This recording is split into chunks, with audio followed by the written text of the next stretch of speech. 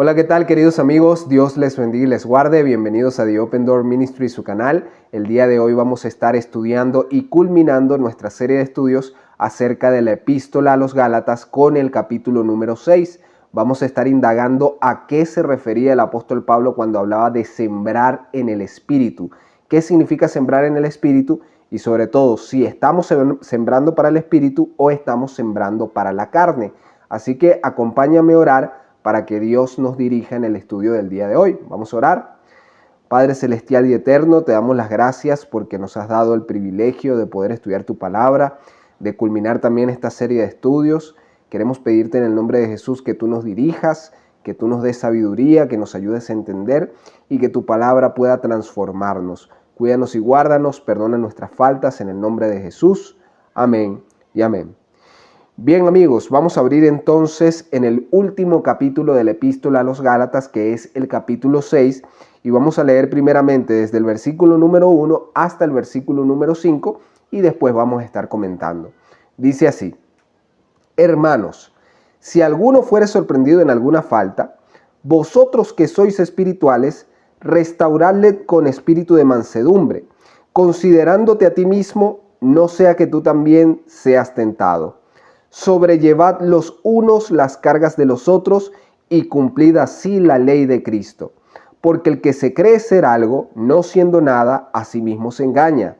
Así que cada uno someta a prueba su propia obra y entonces tendrá motivo de gloriarse solo respecto de sí mismo y no en otro, porque cada uno llevará su propia carga. Bien, entonces tenemos en este último capítulo que el apóstol Pablo empieza a dar consejos relacionados con la convivencia en la iglesia, acerca de cómo los hermanos deben cargar las cargas, valga la redundancia, de sus hermanos que están pasando por un periodo adverso, por un periodo de caída, etc. Pero a mí me llama la atención que en estos primeros versículos que leímos, el apóstol Pablo hace énfasis cuando dice: vosotros que sois espirituales. ¿Y qué significa ser espiritual? Vamos a leer una definición bastante clara que da el mismo Jesús en Juan capítulo 3, y vamos a leer a partir del verso 3 para dar algo de contexto. Estamos hablando de esa entrevista que tuvo Nicodemo con el maestro, y en donde el Señor le dijo que tenía que nacer de nuevo. Así que vamos a leer Juan capítulo 3 a partir del verso 3, que dice así: Respondió Jesús y le dijo: de cierto te digo, que el que no naciere de nuevo no puede ver el reino de Dios. Nicodemo le dijo: ¿cómo puede un hombre nacer siendo viejo? ¿Puede acaso entrar por segunda vez en el vientre de su madre y nacer? Respondió Jesús: de cierto te digo, que el que no naciere de agua y del Espíritu no puede entrar en el reino de Dios. Y fíjense lo que dice el versículo 6. Lo que es nacido de la carne, carne es, y lo que es nacido del Espíritu, Espíritu es. Y ahora el verso 7. No te maravilles de que te dije, os es necesario nacer de nuevo. El viento sopla de donde quiere, y oye su sonido, mas ni sabe de dónde viene ni a dónde va. Y atención, así es todo aquel que es nacido del Espíritu. Vemos entonces que en esta conversación que Jesús tiene con Nicodemo, le señala de buenas a primeras que es necesario que él nazca de nuevo. Pero para nacer de nuevo no es como pretendía Nicodemo, que el hombre tenía que entrar por segunda vez en el vientre de su madre, sino que se trataba de un nacimiento espiritual. Por eso es que en el verso 6 Jesús le dice: lo que es nacido de la carne, carne es, mas lo que es nacido del Espíritu, Espíritu es. Y así como nosotros podemos sentir el viento, pero no sabemos ni de dónde viene ni hacia dónde va, dice Jesús, así es todo aquel que nace del Espíritu. Así que ser espiritual, como lo plantea el apóstol Pablo, implica precisamente nacer de nuevo por medio del Espíritu, en contraposición a la carne. Y esa frase, la carne, es una que ha utilizado mucho el apóstol Pablo, no solamente en Gálatas, como hemos estudiado, sino también en otras epístolas, como la epístola a los Romanos. Vamos a leer otro verso. Esta vez está en Filipenses, capítulo 2, vamos a leer del verso 3 y el verso 8 para comparar con lo que hemos leído y darle el sentido con la ayuda del Espíritu Santo a lo que está recomendando el apóstol Pablo. Filipenses capítulo 2, versículos del 3 al 8. Dice así: Nada hagáis por contienda o por vanagloria, antes bien, con humildad, estimando cada uno a los demás como superiores a él mismo, no mirando cada uno por lo suyo propio, sino cada cual también por lo de los otros. Haya pues en vosotros este sentir que hubo también en Cristo Jesús, el cual, siendo en forma de Dios, no estimó el ser igual a Dios como cosa a que aferrarse, sino que se despojó a sí mismo, tomando forma de siervo, hecho semejante a los hombres, y estando en la condición de hombre, se humilló a sí mismo, haciéndose obediente hasta la muerte y muerte de cruz. ¿Por qué estoy leyendo esta porción de texto en contraposición a lo que hemos leído? Porque el que nace de nuevo, el que nace por medio del Espíritu, como vamos a ver más adelante, tiene el mismo sentir que Cristo Jesús. Es decir, que el ser espiritual, como dice el apóstol Pablo, se traduce de manera práctica. De modo que así como el Hijo de Dios se despojó de toda su dignidad para venir a esta tierra y morir por la raza pecadora, de la misma manera aquel que nace en el Espíritu, aquel que ahora es espiritual, no se estima a sí mismo como lo que tiene que cuidar por encima de todo, sino que pone en marcha lo que el espíritu de profecía llama la gran ley o circuito de la beneficencia, en donde cada vida no vive para sí mismo, sino que vive para servir a los demás. Y es por eso que el apóstol Pablo hablaba, decía: vosotros que sois espirituales, restaurad al hermano caído, sabiendo que ese es el deber de una comunidad de personas que han nacido en el Espíritu. Ya no se estiman a sí mismas como lo máximo que hay que cuidar, como lo que hay que elevar, sino que ven a las otras personas, y no solamente a los creyentes, sino también a las personas que no conocen el mensaje, como personas a las que hay que ayudar. Sobre todo ayudar, bien puede ser ayuda económica, puede ser ayuda en sustento, pero más que todo ayudarle a conocer la manera en la cual puede obtener la vida eterna, que es a través de Cristo Jesús. Y ahora, volviendo a lo que dice el apóstol Pablo: porque el que se cree ser algo, no siendo nada, a sí mismo se engaña. A mí me llama la atención que el apóstol Pablo dice no siendo nada. O sea, el ser humano, por mucho que se crea ser algo, al final no termina siendo nada. Delante de la gloria de Dios, el más encumbrado de los seres humanos no puede ser considerado como algo. Y cuando nosotros tenemos ese contraste e incluso comparamos con el verso que acabamos de leer, que el mismo Cristo no estimó su dignidad, sino que decidió ponerla a un lado para morir por la raza pecadora, en ese momento entonces nosotros consideramos lo que es verdaderamente vivir espiritualmente, que es dejar el yo a un lado y darle paso a la vida por el Espíritu, que se traduce en el servicio hacia los demás. Y por eso quería leer este versículo, que también es muy interesante y nos ayuda a reflexionar, en 1 Corintios capítulo 10 y verso 12, que dice así: así que el que piense estar firme, mire que no caiga. Y este versículo es esencial. ¿Por qué? Porque en 1 Corintios capítulo 10 el apóstol Pablo está hablando acerca del ejemplo del pueblo de Israel, que a pesar de que habían recibido tanto conocimiento de parte de Dios, a pesar de que habían presenciado los milagros que Dios hizo para sacarlos de la tierra de Egipto, en realidad estas personas terminaron cayendo en la idolatría, terminaron cayendo en la desobediencia, y lamentablemente no pudieron entrar a la tierra prometida. Así que esto es un gran ejemplo para nosotros. No importa el nivel de conocimiento que tengamos, no podemos colocarnos en el sentido o en el escenario de que nunca vamos a poder caer. Y es por eso que debemos aferrarnos a Dios por medio de Cristo todos los días de nuestra vida. El que cree estar firme, que mire que no caiga. Y ese es el contexto de lo que el apóstol Pablo quería decir también, que por muy afianzado que pareciera estar algún hermano de las iglesias de Galacia, tenía que compararse a sí mismo y saber que no era nada, y que así como un hermano pudo haber caído en ciertas circunstancias, él también puede caer en otra si no permanece aferrado a Cristo Jesús. Y aquí vamos a seguir analizando el ejemplo de Jesús porque es esencial. El apóstol Pablo llama a los hermanos de Galacia a sobrellevar las cargas los unos de los otros. Y es precisamente eso lo que hizo Cristo Jesús por nosotros. Fíjense, por ejemplo, en lo que dice el gran canto del siervo en Isaías 53, versículo 4, que nos enseña precisamente en qué consistía la misión de Jesús.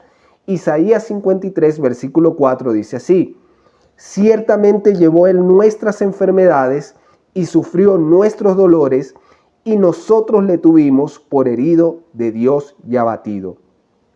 Vemos entonces que la gran misión de Cristo consistió precisamente en llevar una carga pesadísima, imposible de llevar para cualquier ser humano, porque Cristo llevó nuestras enfermedades y sufrió nuestros dolores.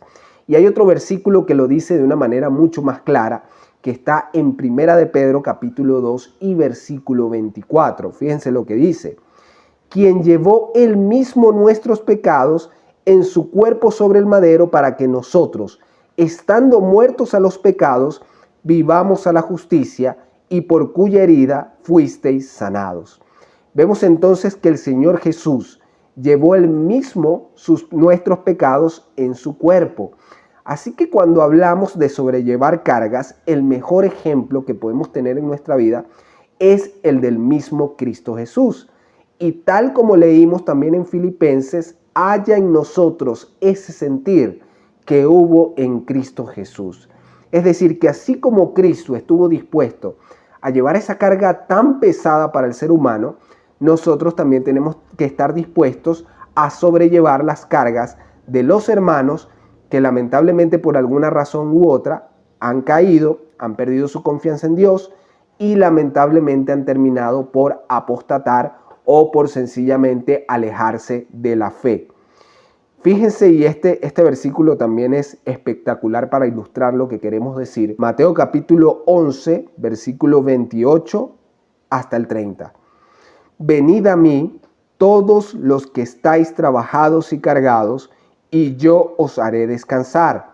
Llevad mi yugo sobre vosotros, y aprended de mí, que soy manso y humilde de corazón, y hallaréis descanso para vuestras almas, porque mi yugo es fácil y ligera mi carga.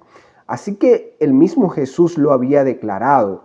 Él vino a esta tierra para llevar, precisamente porque el yugo de él era sencillo, pero el que nosotros teníamos que llevar, el del pecado, él lo colocó sobre sus espaldas para que al morir nosotros pudiéramos tener una nueva oportunidad de vida eterna.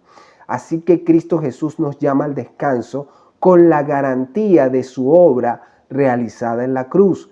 Y esta es una maravillosa noticia.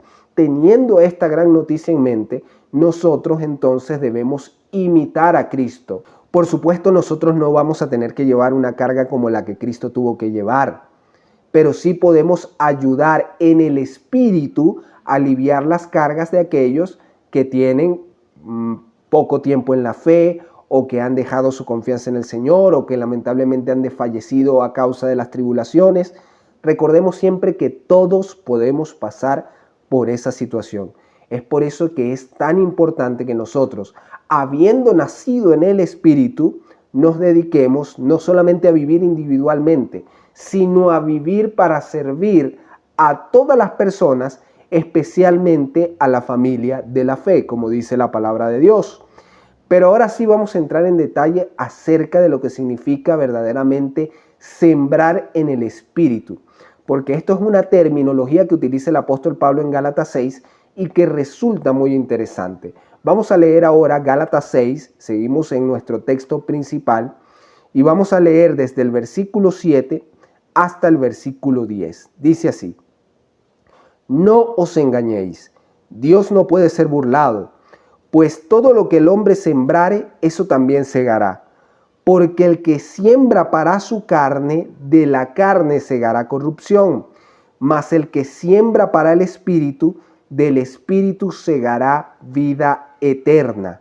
No nos cansemos pues de hacer bien, porque a su tiempo segaremos si no desmayamos. Así que, Según tengamos oportunidad, hagamos bien a todos y mayormente a los de la familia de la fe. Vemos entonces cómo el versículo 8 dice que el que siembra para la carne, de la carne segará corrupción, mientras que el que siembra para el espíritu terminará segando vida eterna. Pero ¿qué significa sembrar en el espíritu? ¿Cómo podemos nosotros saber si estamos hoy en día sembrando en el espíritu? Porque si estamos sembrando para la carne, vamos a cosechar muerte. Y por supuesto que nadie quiere ese resultado. Así que, ¿cómo podemos nosotros saber que estamos verdaderamente sembrando en el espíritu? ¿Qué significa esta frase que dice el apóstol Pablo? Vamos a comparar esto que acabamos de leer con otro texto que está en el libro del profeta Oseas, capítulo número 10 y versículo número 12. Vamos a leer lo que dice la palabra de Dios. Sembrad para vosotros en justicia, segad para vosotros en misericordia, haced para vosotros barbecho, porque es el tiempo de buscar a Jehová, hasta que venga y os enseñe justicia. Y vamos a leer también el 13. Habéis arado impiedad y segasteis iniquidad.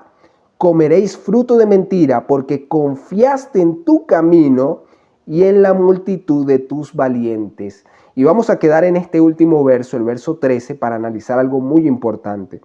Fíjense lo que dice el verso 13.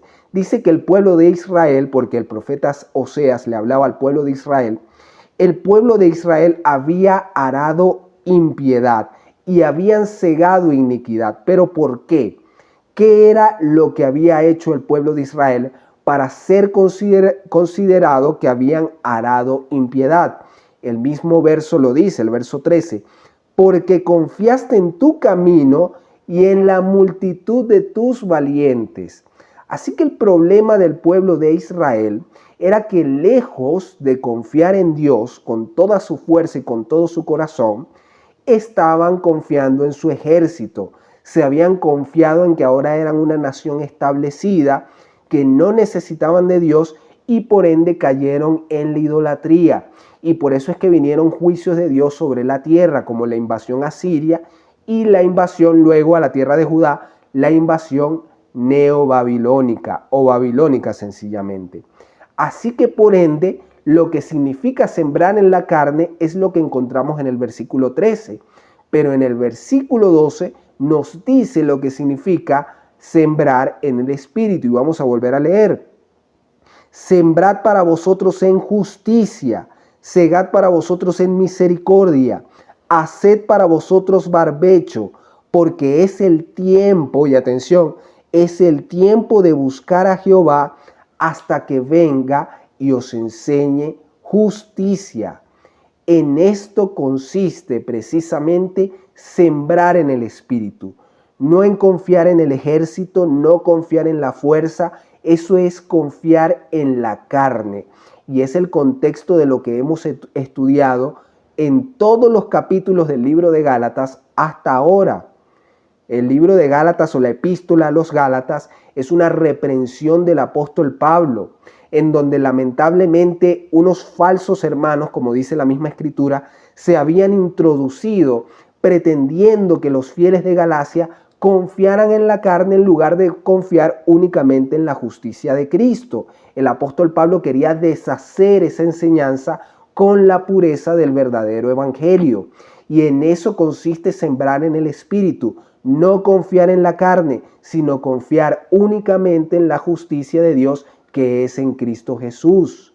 Y es interesante que incluso el profeta Oseas utiliza el término barbecho, porque el barbecho es ese periodo de tiempo en donde una extensión de tierra se dejaba sin sembrar para que fuera purificada. Y nosotros leemos en Juan capítulo 3, en esa conversación con Nicodemo que tocamos hace unos instantes, que el hombre necesitaba nacer de nuevo por medio del Espíritu, tenía que ser purificado, tenía que nacer completamente de nuevo para que de esa manera pudiera presenciar espiritualmente los acontecimientos de su vida. Ya no iría por la carne, ya no trabajaría según la carne, sino que ahora lo haría según el Espíritu. que a pesar de que el espíritu es como el viento, que lo sentimos, pero que no sabemos de dónde viene ni a dónde va, de esa manera igualmente el que nace del espíritu podrá hacer las obras que antes le parecían imposibles, es decir, guardar la ley de Dios en su totalidad. Es algo que solamente es posible hacer por medio del Espíritu. Así que sembrar en el Espíritu implica precisamente eso, confiar directamente en Dios, confiar únicamente en el poder del Creador, porque el brazo humano no va a poder hacerlo. Recuerdan ustedes que, por ejemplo, habíamos leído Jeremías capítulo 17 y verso 5 en capítulos anteriores, en donde dice la palabra de Dios: así ha dicho Jehová, maldito el varón que confía en el hombre y pone carne por su brazo y su corazón se aparta de Jehová. Y aquí vemos una contraposición, porque no se puede confiar en la carne y al mismo tiempo confiar en el espíritu. Se contradicen, se contraponen estas dos posiciones. Y para aclarar más este punto, acompáñenme por favor a lo que dice Romanos capítulo 8 y vamos a leer a partir del verso 9, que dice así: mas vosotros no vivís según la carne, sino según el Espíritu, si es que el Espíritu de Dios mora en vosotros. Y si alguno no tiene el Espíritu de Cristo, no es de él. Pero si Cristo está en vosotros, el cuerpo en verdad está muerto a causa del pecado, mas el Espíritu vive a causa de la justicia. Y atención al verso 11. Y si el Espíritu de aquel que levantó de los muertos a Jesús mora en vosotros, el que levantó de los muertos a Cristo Jesús vivificará también vuestros cuerpos mortales por su Espíritu que mora en vosotros. Así que vemos a partir del verso 11 que el poder que está disponible para nuestra vida es el poder del Espíritu que levantó a Cristo de los muertos. Y no es poca cosa decir esto. Es decir, que el mismo Espíritu que resucitó a Jesús es el mismo Espíritu que nos puede resucitar de nuestra muerte en la carne para empezar a vivir espiritualmente. En eso es lo que consiste sembrar para el Espíritu, en morir. Y es que parece contradictorio porque el apóstol Pablo en Romanos, precisamente en el texto que estamos leyendo, nos habla de que, de que la vida en la carne es muerte y la vida en el Espíritu es precisamente vida. Y es que precisamente consiste en que debemos morir para realmente vivir. Es algo que al principio puede sonar confuso, pero cuando morimos a la carne, cuando morimos al yo, cuando morimos a lo que usted y yo podemos hacer y contemplamos verdaderamente el ejemplo de Cristo, cuando contemplamos su poder y sabemos y aceptamos por fe que ese poder nos puede transformar, es cuando verdaderamente empezamos a vivir, cuando verdaderamente nacemos de nuevo y empezamos a sembrar por el Espíritu. Así que hay que morir al yo, hay que morir a la carne para empezar a vivir en Cristo Jesús. Y fíjense lo que dice el verso 12 del mismo capítulo 8 que estamos leyendo. Así que, hermanos, deudores somos, no a la carne, para que vivamos conforme a la carne. Porque si vivís conforme a la carne, moriréis. Mas si por el Espíritu hacéis morir las obras de la carne, viviréis. Así que ahí está. Eso es lo que nos quiere decir el texto bíblico. Si nosotros vivimos por la carne, vamos a morir. Necesitamos vivir por el Espíritu. Necesitamos ser resucitados. Que las facultades espirituales de nuestro ser puedan ser habilitadas nuevamente por medio del Espíritu de Cristo. Y una vez que el Espíritu de Cristo mora en nosotros, no tenemos necesidad de seguir viviendo bajo la carne, porque vivir bajo la carne, como decíamos en el capítulo anterior, es vivir en esclavitud. No tenemos necesidad de seguir viviendo en esclavitud. Podemos vivir en una libertad que nos da Cristo, y es una libertad de nueva vida en el Espíritu que nos permitirá vivir como verdaderos hijos de Dios, aún en esta condición pecaminosa, en donde van a seguir llegando tentaciones, pero el Espíritu nos va a dar poder para poder vencer en el nombre de Jesús. Y ahora fíjense lo que dice Mateo capítulo 16, versículo 24, y vamos a leer hasta el 25. Entonces Jesús dijo a sus discípulos: si alguno quiere venir en pos de mí, niéguese a sí mismo y tome su cruz y sígame, porque todo el que quiera salvar su vida la perderá, y todo el que pierda su vida por causa de mí la hallará. Así que lo estamos viendo, esto es lo que habíamos mencionado anteriormente. Es necesario morir para poder vivir. Es necesario estar dispuesto a renunciar a cualquier aspecto de nuestra vida en la carne para empezar a vivir en el Espíritu. Y por eso Cristo dice que todo aquel que busque su vida la perderá, pero todo aquel que esté dispuesto a renunciar a su vida la hallará, porque hallará vida eterna en Cristo Jesús. Es algo como lo que decía Pablo en el capítulo número 2 de la misma epístola de Gálatas: con Cristo estoy juntamente crucificado y ya no vivo yo, mas vive Cristo en mí. Es decir, que cuando verdaderamente nacemos de nuevo en Cristo Jesús, el viejo yo, la vieja persona, el que vivía según la carne, es crucificado, y ahora lo que vivimos, como dice el apóstol Pablo, lo vivimos en la fe del Hijo de Dios. Vamos a volver a Gálatas para ir prosiguiendo con nuestra lectura del capítulo 6. Vamos a leer del verso 11 al verso 13 esta vez. Gálatas 6:11 dice así: mirad con cuán grandes letras os escribo de mi propia mano. Todos los que quieren agradar en la carne, estos os obligan a que os circuncidéis, solamente para no padecer persecución a causa de la cruz de Cristo. Porque ni aun los mismos que se circuncidan guardan la ley, pero quieren que vosotros os circuncidéis para gloriarse en vuestra carne. A mí me llama la atención en el verso 11 como el apóstol Pablo dice: mirad con cuán grandes letras os escribo de mi propia mano. Esto tiene que llamarnos la atención porque el apóstol Pablo, como lo podemos ver en el mismo o la misma epístola de Gálatas, al parecer se presume que tenía un problema grave en su visión. Y cuando nosotros consideramos esto, tomando en cuenta que muchas de sus epístolas ni siquiera la escribía el propio apóstol Pablo, sino que comisionaba a algún hermano para que fuera escribiendo, entonces nos debe sorprender el nivel de urgencia con el que escribe el apóstol Pablo, que él mismo decidió escribir la epístola a los Gálatas. Y por eso en el verso 11 dice: mirad con cuán grandes letras os escribo de mi propia mano. Así que el apóstol Pablo de verdad le interesaba este problema que estaba aconteciendo en las iglesias de Galacia. Y el problema era que estaban introduciendo las obras de la carne, la dependencia de la justicia propia, en lugar de la dependencia de la justicia de Cristo. Y estas personas estaban nuevamente introduciendo ritos como la circuncisión, tomando en cuenta que esta gente no era judía, sino que eran anteriormente paganos. Así que esto era completamente nuevo para ellos, seguramente causó mucha confusión.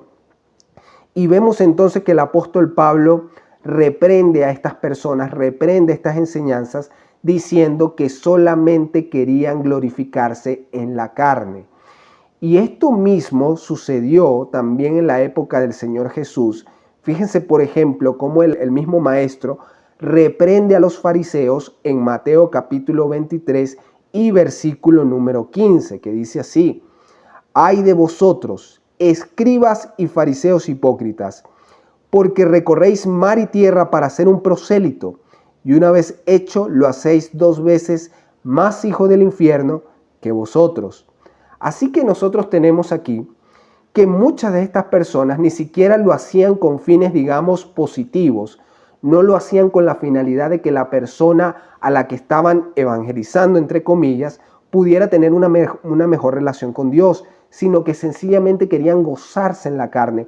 No se gozaban en Cristo Jesús, se gozaban en la carne y sencillamente lo mostraban como una obra que ellos habían hecho a favor del crecimiento de la obra del Evangelio. Así que sabemos que este no es el espíritu de libertad al que había llamado Cristo, sino que era un espíritu de esclavitud que lamentablemente se estaba propagando por las iglesias de Galacia. Pero ahora vamos a ver el verdadero conocimiento de Dios. Jeremías 9, versículo 23, y vamos a leer el 24, dice de la siguiente manera: así dijo Jehová, no se alabe el sabio en su sabiduría, Ni en su valentía se alabe el valiente, ni el rico se alabe en sus riquezas. Y dice el verso 24, mas alábese en esto el que se hubiere de alabar, en entenderme y conocerme, que yo soy Jehová que hago misericordia, juicio y justicia en la tierra, porque estas cosas quiero, dice Jehová. Así que nosotros vemos que no había o nunca ha sido el plan del Señor que el ser humano se gloríe en la carne. Y como dice aquí el versículo en Jeremías, la verdadera gloria, la verdadera alabanza del hombre consiste en conocer a Dios. Y ahora cabe preguntarnos, ¿cómo nosotros podemos conocer a Dios? Lo conocemos a través de la cruz de Cristo. ¿Por qué? Porque Cristo vino a ser la representación del Padre. Vino a ser precisamente la manera en la cual nosotros podemos llegar a conocer a Dios. Porque Cristo Jesús es el camino, la verdad y la vida. Dice 1 Corintios capítulo 1 y verso 31. ¿Para qué?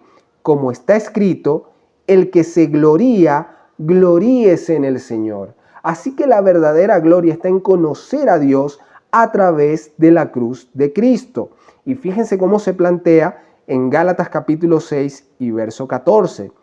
Pero lejos de mí esté gloriarme, sino en la cruz de nuestro Señor Jesucristo. Así que relacionando los versículos que hemos leído, la verdadera gloria, la verdadera alabanza está en conocer a Dios. Y dice el apóstol Pablo en Gálatas capítulo 6 verso 14 que la gloria está en la cruz de nuestro Señor Jesucristo. Así que si hacemos allí una especie de silogismo en donde podemos comparar A con B, nos damos cuenta entonces que si la verdadera gloria está en conocer a Dios y el apóstol Pablo dice que se gloría en la cruz de Cristo, podemos deducir con la ayuda del Espíritu que la cruz de Cristo nos revela a Dios y por eso en la cruz de Cristo nosotros debemos gloriarnos. No gloriarnos en nuestro conocimiento ni en ninguna de las obras de nuestra carne porque son inútiles, sino únicamente gloriarnos en la cruz de Cristo que nos da la capacidad de conocer a Dios. Y vamos culminando, vamos a seguir en el versículo 14 que dice de la siguiente manera: por quien el mundo me es crucificado a mí y yo en el mundo, porque en Cristo Jesús ni la circuncisión vale nada ni la incircuncisión, sino una nueva creación. Y a todos los que anden conforme a esta regla, paz y misericordia sea a ellos y al Israel de Dios. Entonces no vale de nada ni la circuncisión ni la incircuncisión, dice el apóstol Pablo, sino una nueva creación. Y si nosotros leemos 2 Corintios capítulo 15, un versículo muy conocido, nos dice la palabra de Dios que todo aquel que está en Cristo, nueva criatura es y las cosas viejas pasaron. Así que en eso consiste en sembrar para el Espíritu, en vivir una nueva vida en Cristo Jesús y que lo que hagamos ahora no lo hagamos en nuestra propia fuerza, sino en la fe del Hijo de Dios, quien se sacrificó y ahora nos ha dado la posibilidad de vivir una vida nueva con su poder, que es el poder de la resurrección. Y finalizamos nuestra serie de estudio con el versículo 17. De aquí en adelante nadie me cause molestias, porque yo traigo en mi cuerpo las marcas del Señor Jesús. Y es interesante que esa palabra marcas es la palabra griega estigma, que prácticamente hablaba de unas marcas, o significa la palabra, acerca de marcas dolorosas, acerca de, por ejemplo, cuando a un esclavo se le marcaba a punta de fuego con, digamos así, la señal de su amo. Así que Pablo estaba marcado como siervo de Cristo Jesús, tenía las marcas de la cruz de Cristo. Y de igual manera nosotros podemos vivir en esa servidumbre, ya no sirviendo al pecado. Y tenemos que aclarar algo aquí, porque hay gente que dice, no, pero es que yo quiero tener mi propio criterio. Y hay que ser muy claro al decir que ninguno puede servir a dos señores. Si no servimos a Cristo, por definición estamos sirviendo al pecado. Y al servir al pecado, somos esclavos del enemigo. Así que es preferible, es muchísimo, muchísimo mejor ser servidor de Cristo que ser servidor del pecado. Y ese debe ser nuestro anhelo. Y es algo que podemos vivir por medio del Espíritu, que por medio de Cristo puede obrar en nuestro corazón para cambiarlo por completo. Espero que te haya gustado esta serie de estudios acerca del libro o de la epístola a los Gálatas. Si te gustaría que analizáramos algún otro libro de la Biblia, por favor déjalo en los comentarios. Yo soy Roberto Barrios, queridos amigos, y será hasta la próxima oportunidad.